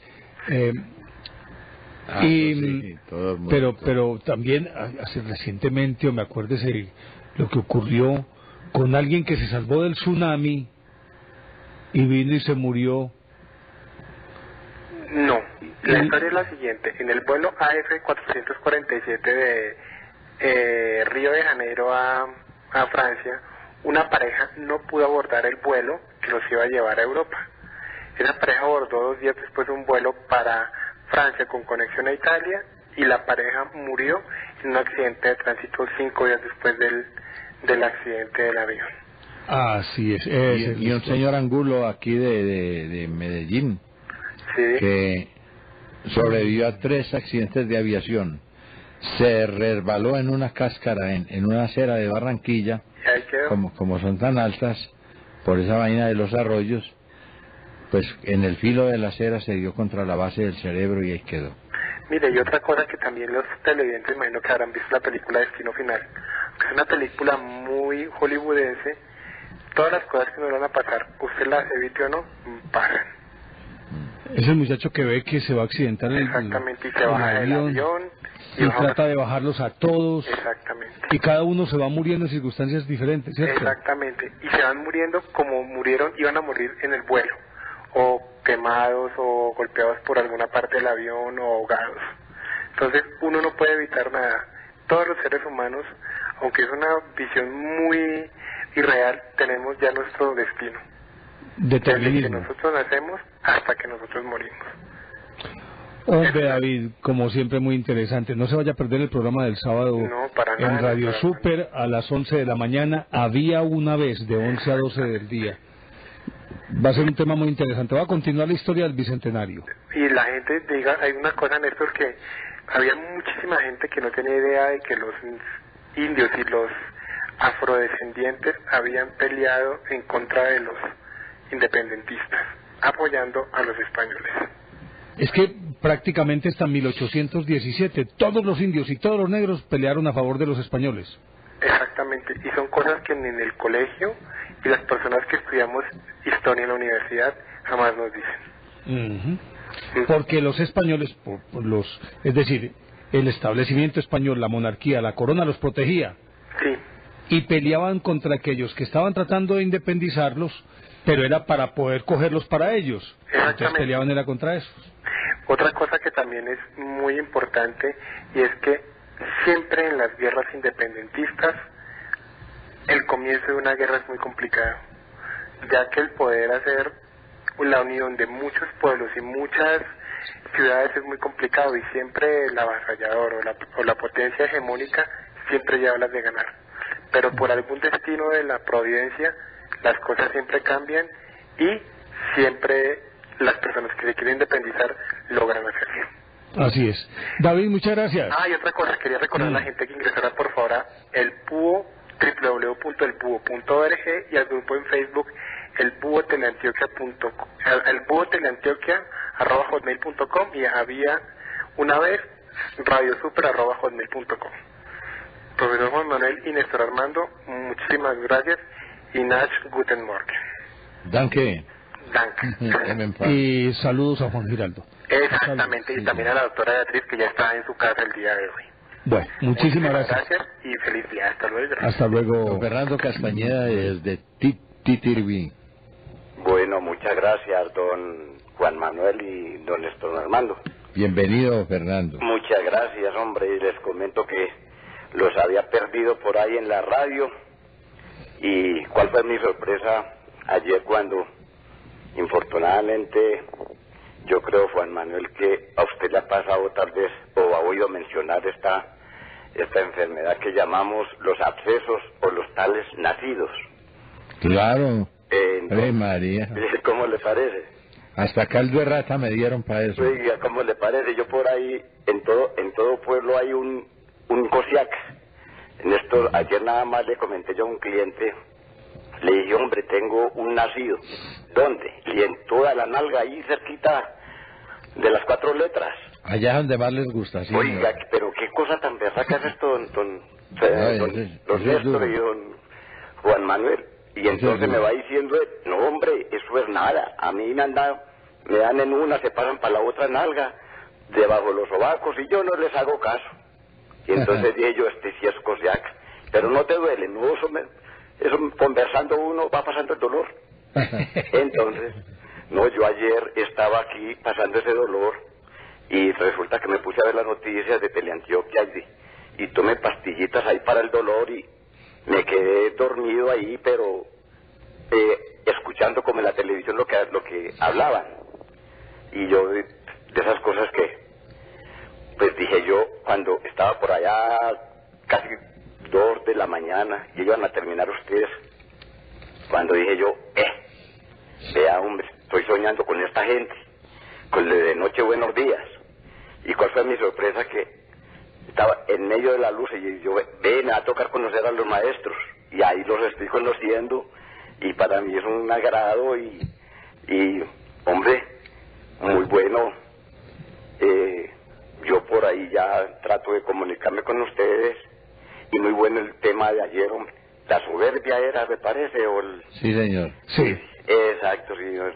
Bien por el nacido, don Fernando. Cierto. Sí. Y otra cosita, don Néstor Armando, me estoy haciendo acordar de un cuentecito ahí del cuando uno va para la costa observando los laguitos, esas llanuras, y me hizo acordar de un cuentecito de un cliente cuando iba para la costa de luna de miel. Sí. Muy contento el hombre. Lleva de luna de miel cuando le dice la señora, mija, vea, le dice la señora al esposo, vea cómo están ese par de animalitos, dos animales en celos, un torito con una vaca perlita. Le dice, así vamos a continuar usted y yo toda la vida. Ah, sí, mi amor, sí, mi amor. Venían de la luna de miel cuando pasaron por ahí y vieron al mismo torito. Y le dice la señora, mi hijo, vea, ahí están contenticos la misma parejita. Le dice él, no, mi amor, vea, era la vaca era una perla y esta es una blanca orejinegra. Ese es el caso de la vida. Señores, muchas gracias. Muchas gracias y por ahí volvemos a dialogar. Noche, buenos días. Don Fernando, muy amable. Buenos días, muchísimas Bienvenido. gracias. Recuerden quienes estén interesados en adquirir nuestro libro La Bella Villa, que es una compilación de historias sobre la ciudad de Medellín, de sus orígenes, de la ciudad, el devenir histórico de la ciudad, de todos sus barrios, de sus monumentos, de sus universidades, hospitales, personajes, cerros, lo que usted quiera saber sobre la ciudad de Medellín, está en nuestro libro La Bella Villa. Ahí aparece en pantalla el número al cual ustedes pueden llamar, ese número que aparece ahí en pantalla. Pueden llamar al 310-540-3833, 310-540-3833 y les darán toda la información pertinente para la adquisición de libros si a bien lo tienen. Recuerden el libro La Bella Villa, 310-540-3833. Continuamos con nuestros televidentes. Y un saludo muy especial al doctor Emiro Madera, rector de la Universidad de Córdoba, quien es asiduo televidente de este programa. Muchísimas gracias, hombre, doctor Emiro. Don Flavio Vázquez, le rogamos el favor a don Carlos Campo que nos espere un momento, tenemos una llamada de larga distancia. Muy importante, Flavio Vázquez, desde Bucaramanga, la tierra de la arepa con chicharrón. Sí, señor. Qué maravilla, ¿no? Amigos, buenas noches, ya buenos días, feliz amanecer.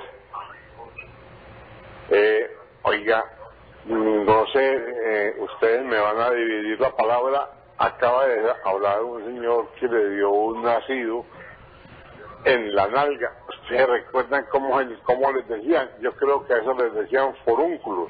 Sí, señor, forúnculos. No sé si era por el lugar donde daban o por qué le pusieron el nombre. ¿Ah? Yo creo que es algún desocupado ahí que se puso a hacer la asociación. Pero sí es bien interesante saber el origen de esa palabra. Sí. No, es que sí, vea. Forum puede ser hueco. Sí. ¿Cierto?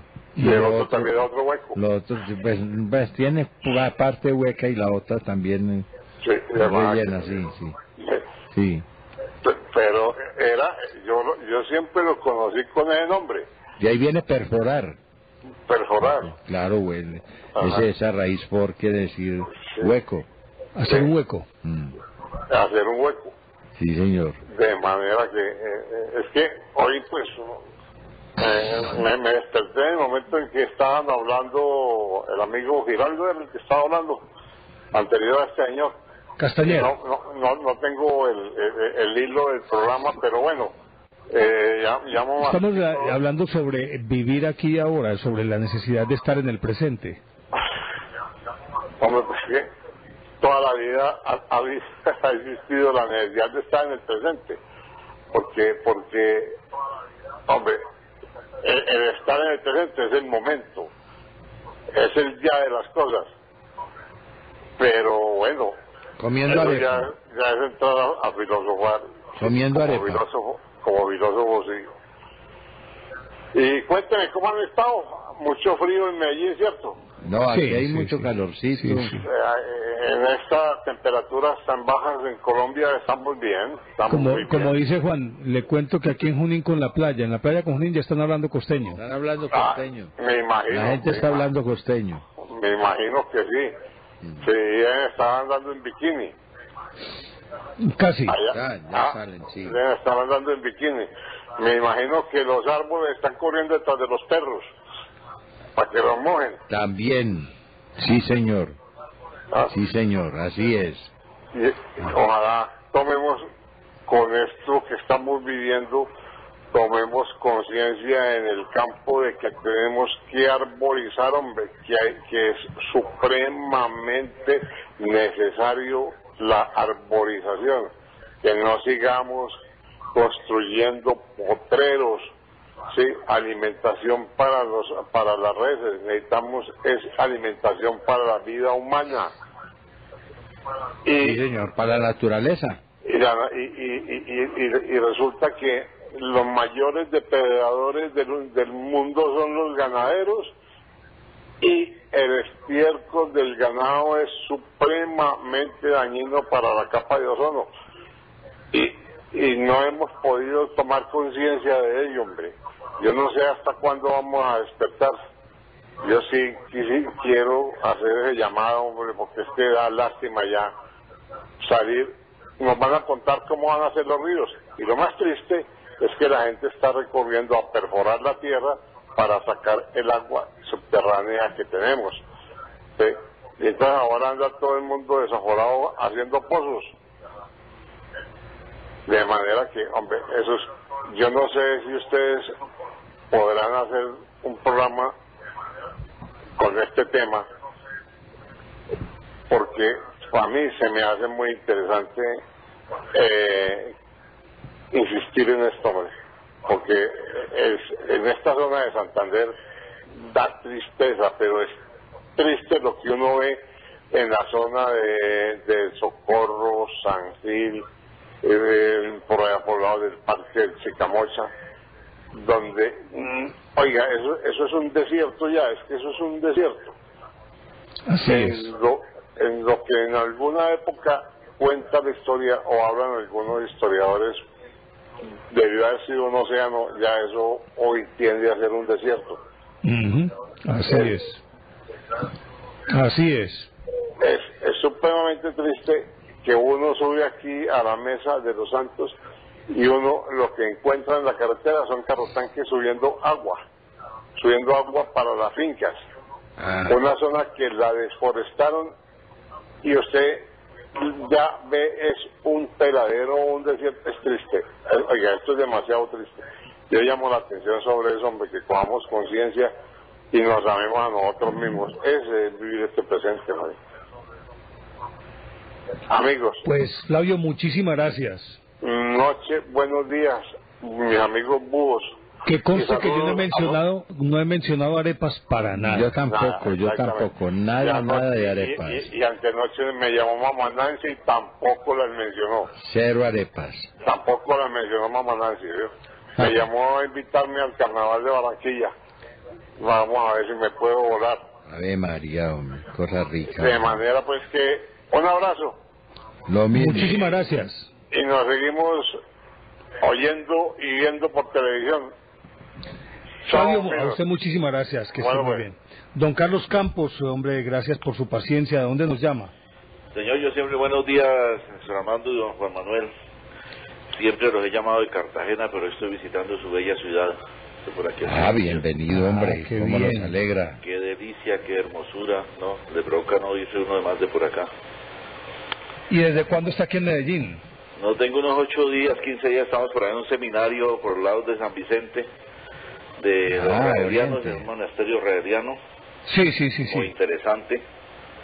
Estuvimos por ahí la semana pasada en eso. Ajá. Aquí por las proximidades entre La Concha y San Vicente. No, entre San Vicente llega ahí al crucero de Belén, donde está Imusa, y se cruza a mano derecha y casi llegando a San Vicente, pero por aquí metiendo por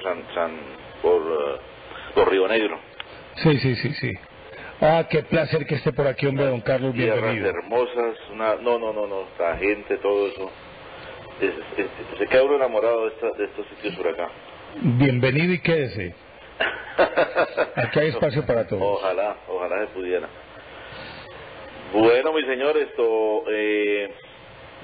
para comentarles acerca del tiempo y la perfección que se tiene en otro nivel.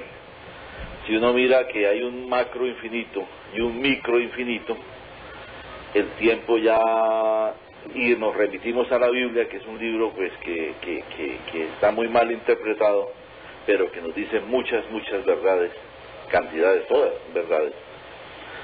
Entonces la Biblia por ahí en una parte dice que lo que para Dios es un día, para el hombre es un segundo, y que lo que para el hombre puede ser un año, para Dios pueden ser 1000 años, algo así. Eso tiene una explicación lógica con el macro infinito y el micro infinito. Si tenemos en cuenta que en nuestro dedo, por decir algo, de nuestra mano, en un átomo de nuestro dedo hay seres como nosotros, hay universos. Para esos seres, un día, una hora nuestra es un año o 2 años o 10 años para ellos, por lo que son de otra dimensión. Y lo contrario en el macro. Nosotros somos, el planeta Tierra es un átomo de un ser grande que seguramente está mirando al infinito o hace parte de una galaxia, bueno, en fin, de lo que sea. Y nosotros, un año nuestro, para ese ser, es un segundo. Entonces es la relación del macro y nosotros estamos ahí en el medio, como medimos el tiempo. Y esa es la explicación que se nos da a lo que dice la Biblia. Así es. Sí, señor. Me llamó la atención, dijo usted que está en un convento raeliano. Sí, señor, estábamos en un seminario del movimiento raeliano colombiano. No me diga, ¿existía un movimiento raeliano colombiano? Sí, señor. ¿Es el mismo del que estamos hablando de Canadá, de los extraterrestres, de todo esto? Correcto. Nosotros en el monasterio en Colombia, el principal, el único monasterio en Colombia y todo es aquí en Antioquia, aquí en este sitio. Y incluso hay un omnipuerto ahí a escala, ¿no? Sí. Y aquí se hace el seminario continental. Esta vez vino gente de Panamá, de Venezuela, de Miami, de México, de Perú, de Argentina, de Chile y de Suiza. Ajá. Y gente de aquí de Colombia, de Cartagena vinimos 6, de Medellín hay 10 personas vinieron, de Cali, de Manizales, de Ibagué, de Bogotá. Es muy interesante, se llama el seminario Despertar de la sensualidad. Ya. Ese es un campo, creo que es el único campo nudista que existe en Colombia también. Interesante. Existe ahí y es una filosofía muy interesante. Si ustedes ¿Y en qué guardan la plata? ¿Ah? ¿En qué guardan la plata? ¿Decía don Carlos qué? Señor, es una filosofía muy interesante. Si ustedes desean, les hago llegar un libro que es la base del movimiento. Yo se lo agradecería. Claro que sí, yo lo hago llegar ahí al correo del búho. Es un libro que se debe, porque si miramos la Biblia, es atea. Pero la gente no lo mira así. Pero si usted mira la Biblia y la estudia bien como tal, entonces sí, la Biblia es atea. Por ejemplo, hay una parte donde, por lo menos la Biblia original, la hebrea, tú la miras y dice, al principio Elohim creó el cielo y la tierra. Y Elohim es una palabra hebrea que quiere decir aquellos que vinieron del cielo. Y es plural. Es el plural de Eloah. De Elohim, así es plural de Eloah. Y más adelante el Génesis, por ahí en el capítulo 1, en el versículo 26 dice, y Dios dijo, hagamos al hombre a nuestra imagen y nuestra semejanza. O sea que eran varios. Entonces, cuando somos varios decimos hagamos a nuestra, y hay una Biblia más explícita. Una Biblia muy moderna me encontré que precisamente quedaron de unos parientes allá en Sabaneta, y miré el versículo de ese y dice, y dijo, vamos a hacer al hombre que se parezca a nosotros.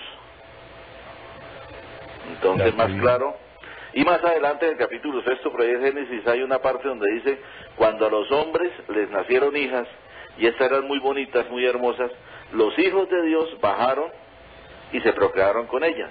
Ajá. Pero en la Biblia nuestra dice Dios, pero en la Biblia hebrea, en la original, no dice Dios, dice los Elohim bajaron y se procrearon con ellas. Y ahí nacieron los gigantes. Exactamente. Este mensaje lo trajeron los Elohim, se lo entregaron a este señor Rael en 1973. Y resulta que, imagínese usted en 1973, hablando de clonación, hablando de unificación de moneda, unificación de países, eso era una locura, es algo que era...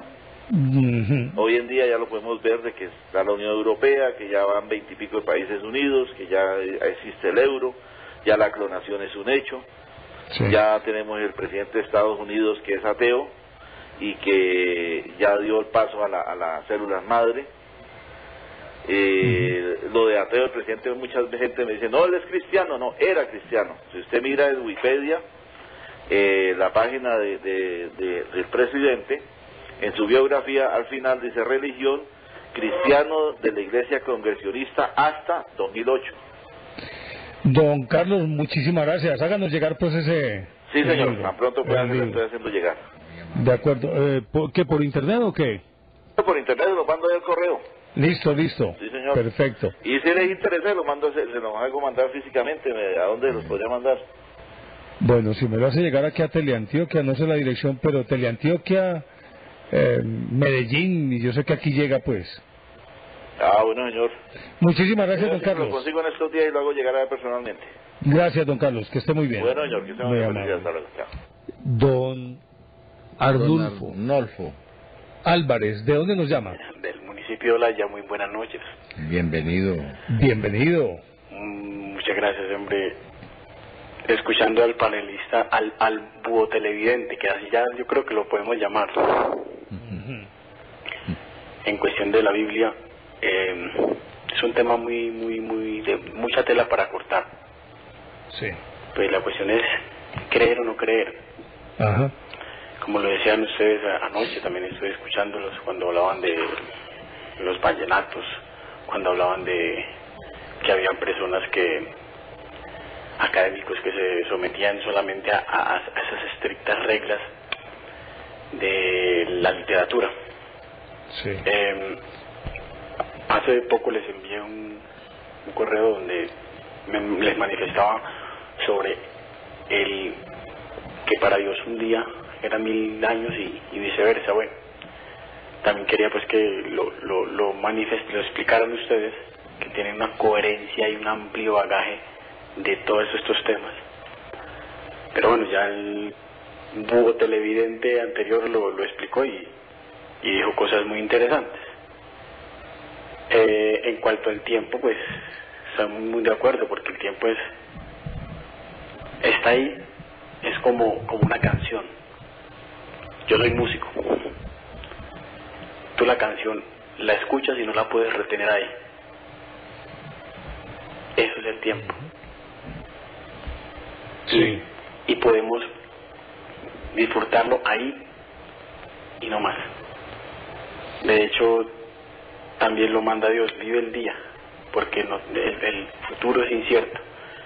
De hecho, también ustedes hablaban ahorita sobre que esto está nadie tiene la vida comprada.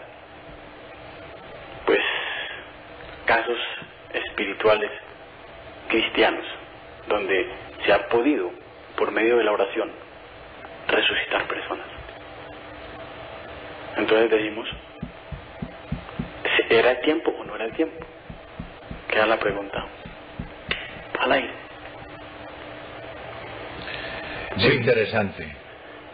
Muy interesante esa paradoja. Don Arnolfo, muchísimas gracias. ¿Quiere agregarnos algo más? En cuanto a en la parte literaria, me encanta utilizar muchas frases costeñas. Aquí en Antioquia, yo soy paisa, de Puerto Berrío, Antioquia, sí, pero con una incidencia muy costeña. De hecho, mi incidencia musical es el vallenato y me encanta el vallenato. Entonces, me gusta, y usted decía anoche que eran muy ceñidos los estudiosos de la literatura.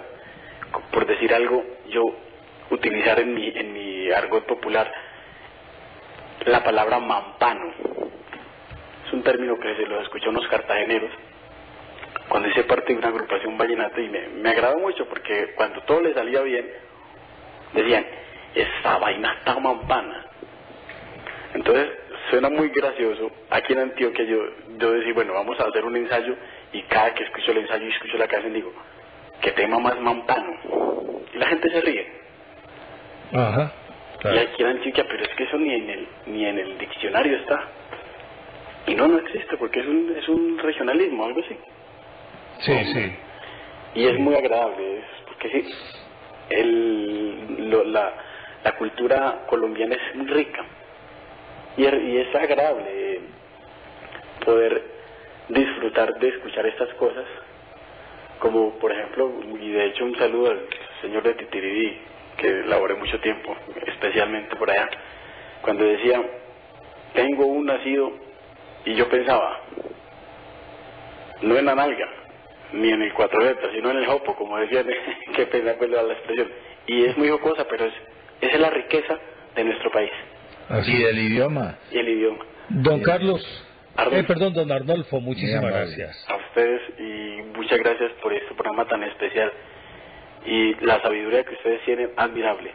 Muchas gracias, muy amable.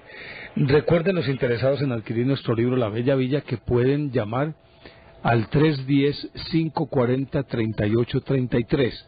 310-540-3833, ahí aparece en pantalla el número al cual ustedes pueden llamar para solicitar nuestro libro La Bella Villa. Quedan muy pocos ejemplares. Quienes estén interesados en conocer la historia de Medellín, simplemente pidan este libro, La Bella Villa, 310-540-3833. Don Santiago en Aranjuez. Bueno. Se fue Santiago. ¿Tenemos mensajes, Juan?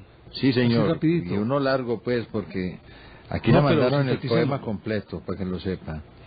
El completo, gracias a la gentileza del doctor Andrés Tamayo, ofrecemos a nuestros lectores como verdadera primicia, tomada de manuscritos originales, el famoso poema Temperancia del poeta Manuel Donato Navarro. Ahí tiene pues usted bebió aguardiente Jehová y Nabucodonosor y Cristo nuestro Señor en las bodas de Caná. Trajo mucho Guandamá, el intrépido Noé y el gran veedor José, Tiberio y Cicerón, lo digo porque lo sé. O sea, esto es una oda al alcohol, al aguardiente, pero muy bien lograda, ¿no? Sí, señor, porque parece una epopeya, ¿no? Porque eso es largo.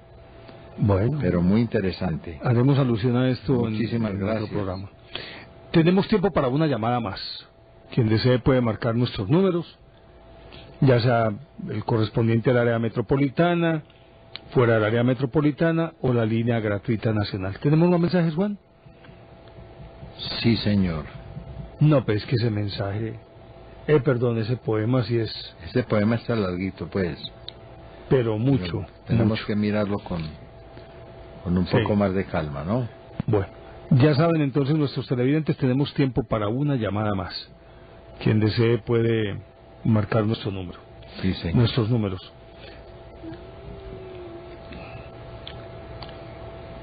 Antonio, desde el barrio Laureles. Sí, del maestro de maestros. Me agrada mucho escucharlos y verlos porque desde la radio los he escuchado. Muchas gracias.